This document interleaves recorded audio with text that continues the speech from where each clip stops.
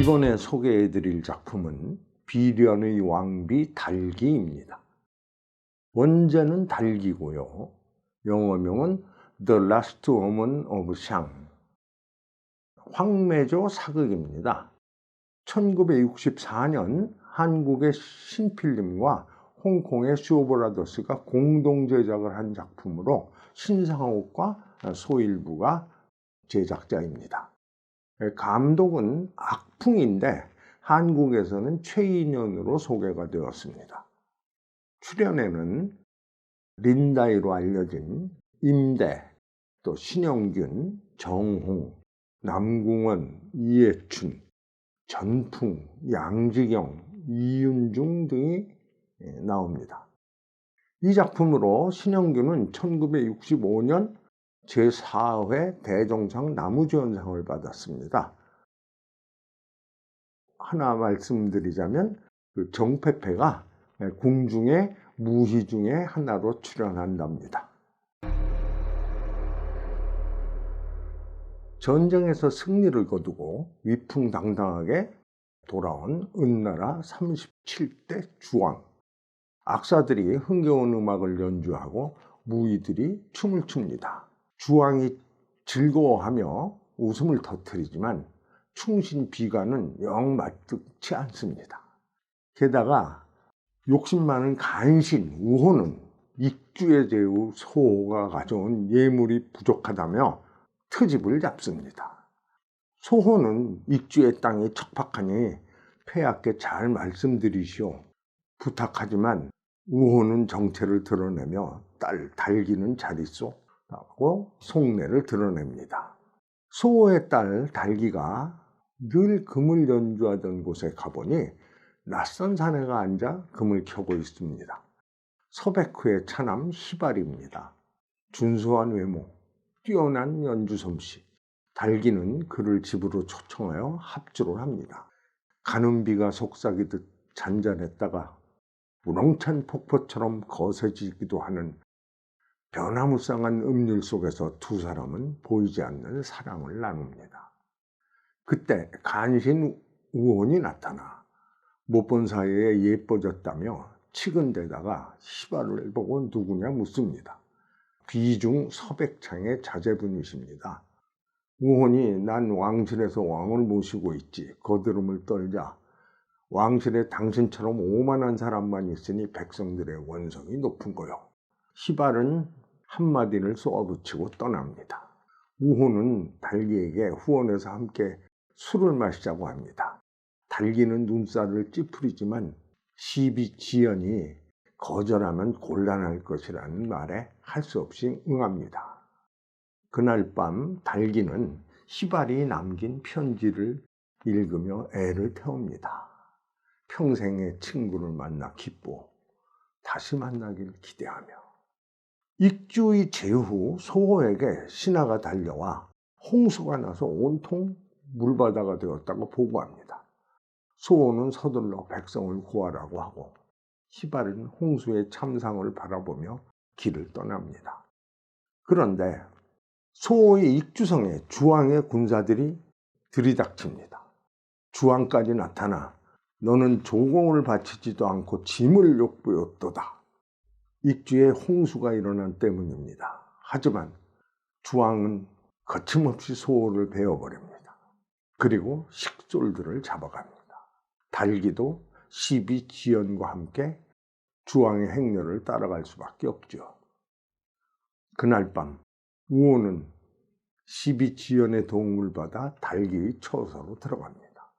놀라는 달기.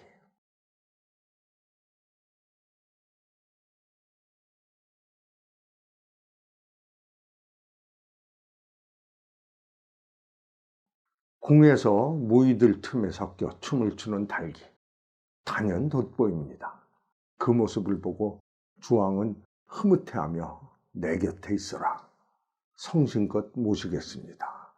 달기는 처음에는 아버지를 죽인 원수의 여자가 되느니 차라리 죽겠다는 생각을 품었으나 복수를 하고자 마음을 고쳐먹은 것입니다. 주왕이 달기를 총애하자 질투가 폭발한 왕후는 시녀를 시켜 달기를 제거하려고 하지만 주왕은 시녀를 죽이고 나아가 왕후마저 죽여버립니다. 그리고 달기에 너를 왕으로 삼을 것이다 라고 말하죠. 달기가 왕후가 되자 날마다 연회가 열리고 사치가 극에 달합니다. 별궁을 지어 연못에 술을 채우고 고기를 주렁주렁 매달아 두었다는 주지용님과 죄인을 뜨겁게 달군 기둥이를 걷게 하여 잔인하게 죽이는 포락지영 등 여기서 비롯된 고사이죠. 보다 못한 충신 사인방이 간언을 합니다. 상말기에 어진 세 사람이라고 알려진 비관과 기자는 주왕의 숙부이고 또 미자는 주왕의 이복형입니다. 그리고 서백창은 후일 주나라 문왕이 됩니다. 대왕께서 너무 사치를 하여 국고를 낭비하고 있습니다. 왕후가 기뻐한다면 뭐든 할 수 있지. 그렇게 낭비를 하면 백성들의 원성이 자자할 것입니다. 닥쳐라! 왕이 진노하자 미자는 머리를 풀어헤치고 웃음을 터뜨립니다. 불어 미친 척 한 것이죠. 그때 간신인 비중 승호는 서백창이 선행으로 덕을 쌓아 제후들의 환심을 사고 있으니 장차 걱정거리가 될 것이라고 모함합니다. 그러자 주왕은 서백창을 잡아 감옥에 가두라고 하죠. 한편 달기의 유혹은 점점 수위가 높아집니다. 한껏 기분이 좋아진 왕은 내 말이 곧 내 말이다. 원하는 것은 무엇이든지 말해라. 그러면 하늘의 별을 따주세요. 알았다. 별을 딸 수 있을 만큼 높은 탑을 지으면 되지 않겠느냐? 달기의 소원을 들어주기 위해 왕은 명령을 내리고 백성들은 채찍을 맞아가며 고된 공사에 시달립니다. 이 광경을 보는 시발의 심정은 착잡합니다. 그는 감옥에 갇힌 부친 서백창이 너무 연로하여 힘들까봐 대신 옥살이를 하기 위해 온 것입니다. 그러자 부친은 계책을 알려줍니다. 값진 선물로 왕의 환심을 사고 궁에 들어와 나라를 위태롭게 하는 요녀 달기를 죽이라는 것입니다.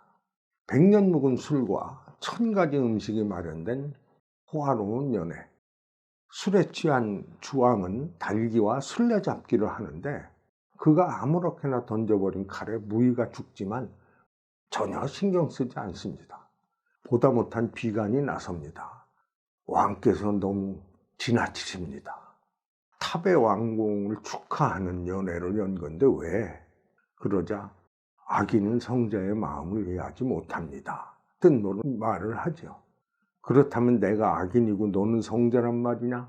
왕은 단검을 비관 앞에 던지며 만약 내가 모반할 의도가 없다면 심장을 꺼내 보이거라 라고 합니다.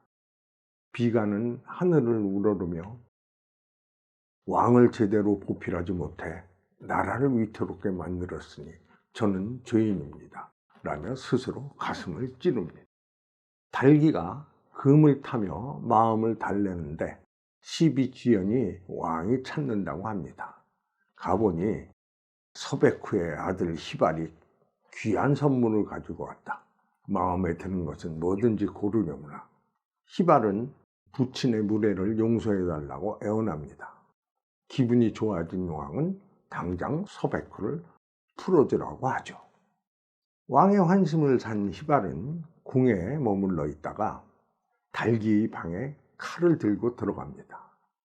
너는 별을 보겠다고 탑을 지어 백성들을 괴롭혔고 쾌락을 위해 충신들을 죽였다. 나라를 위태롭게 하는 내 목숨을 거두겠다. 달기는 체념한 듯 그렇다면 죽이세요.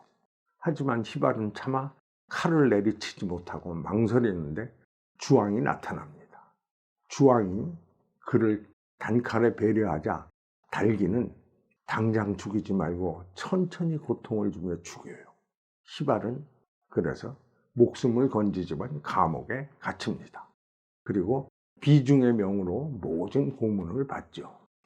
비중은 왕에게 희발은 반역자이니 죽여야 합니다. 게다가 왕후와도 관계가 있는 듯합니다. 무엇이라고? 그러면 한번 시험을 해보시죠. 두 사람이 관계가 없다면 희발은 왕후를 욕할 것이고 왕후는 그의 인육도 먹을 것입니다. 좋다. 그를 죽이고 인육을 달기에게 먹여라. 희발을 처형한다는 소식을 들은 지연은 달기에게 간청합니다. 오직 그분만이 주왕을 쓰러뜨릴 수 있어요. 달기를 설득하여 희발과 비간을 탈출시킵니다. 그 시각 주왕은 달기를 불러 희발은 너를 욕보였다. 증오스럽지 않느냐? 하고 희발의 인육을 먹으라고 합니다. 달기가 차마 먹지 못하자 왕은 비중의 말처럼 칼을 빼어들고 죽이겠다고 합니다. 달기는 전폐하의 여자인데 왜 반역자의 인육을 먹으라는 치욕을 주십니까?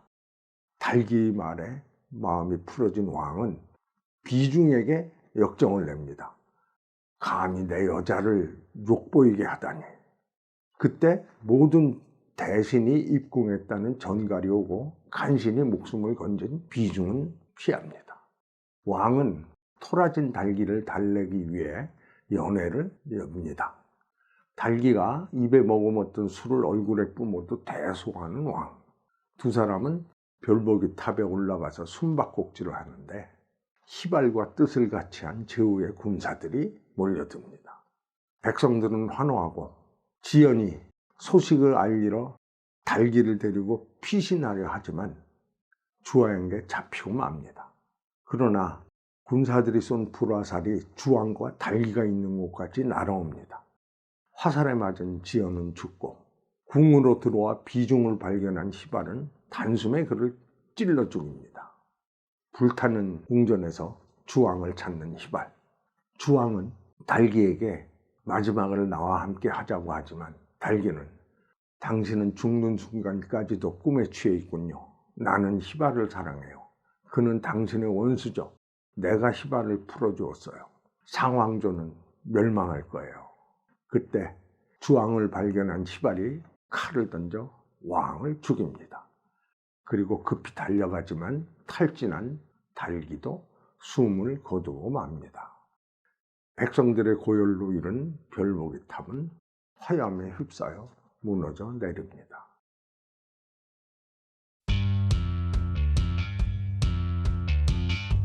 윤영의 상징으로 알려진 달기는 원래 성이 기고 자아가 달입니다.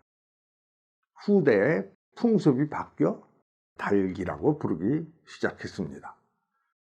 달기에 대한 기록은 대부분 야사나 소설에서 기인한 것으로 그녀가 실존 인물인지 가상 인물인지도 아주 확실치는 않습니다. 다만 사기에는 주왕이 신하들의 고언은 듣지 않고 달기의 말만 들었으며 주왕이 자살한 후 달기는 바알란군에 사로잡혀 처형되었다고 기록되어 있고, 반면 세설 신화에는 주의 군대가 상의 도성에 진입한 후 주왕의 동생 주공 희단이 달기를 시인으로 삼았다고 되어 있습니다. 극중에서 나오지 않지만 주무왕이 승리한 것은 우리에게 강태공으로 잘 알려진 태공망 강상을 기용한 것도 큰 이유입니다. 명대의 소설 봉신연의에서 달기는 아름답고 선량한 여인이었으나 입궁하는 도중에 구미호가 그녀를 죽이고 변신하여 악행을 저지른 것으로 묘사되어 있습니다.